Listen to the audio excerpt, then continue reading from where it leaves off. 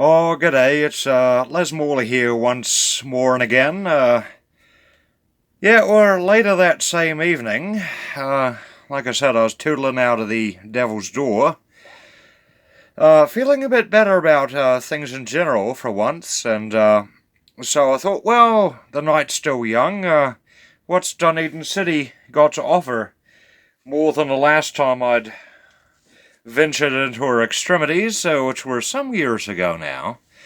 Uh, So I found myself down one of her gentrified reaches there, George Street, round about George and Moray on the south side.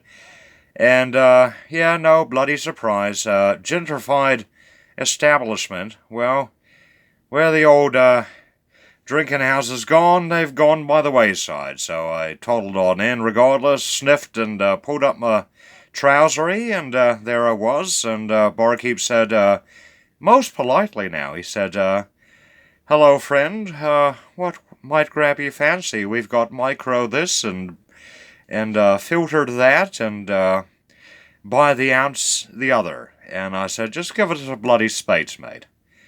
So there we go. He kind of looked me up and down, and I didn't tip him. But there it was. I was halfway through my spates, looking around nonchalantly and feeling quite solitary, as it were. I was the most undressed person in the establishment, needless to say, but we won't go into gentrification, because that's another story. It's a worldwide malady, as it were. But, I slipped off the old stool and sauntered into a darkened corner, and there was as I have in so many places like I was, wee library of sorts, and so I sat myself down on some plush, I guess it was suede, sofa, and picked up a book at random, and name of Tales from the Wayland, it read. It was a book of short stories, supposedly by some local author, and I was thumbing through it, then I slapped it down on my knee, took another gulp of spates, and once again, just thumbed through it and bam, like that. First page I came to, and I said, let's see if this bollocks is any good at all. Not that I, by that stage, knew what was good or anything, but even for myself. But there was this wee poem of sorts in the middle of this dribulation, and it read like this. A lad, upon some lonely tussock scree, he was done, whence laid to rest, his soul as the wind too thin, it seemed, and after some time scattered through and about his own bones. And I thought to myself, old Les, this might be worth a further blink or three. So I ordered another pint and got back to it. The yellow grass, burls of thickly clumped reeds, at once the essence of who he was. Though not knowing, he had heard, human, you die. It is not as a solitary reed might wither, a wading and sloshing through and within the turquoise undershadows of this new land he had gone, but a wish, his undoing, by a hush at once heard and ne'er forgot, while from the hinter to the heartland felt.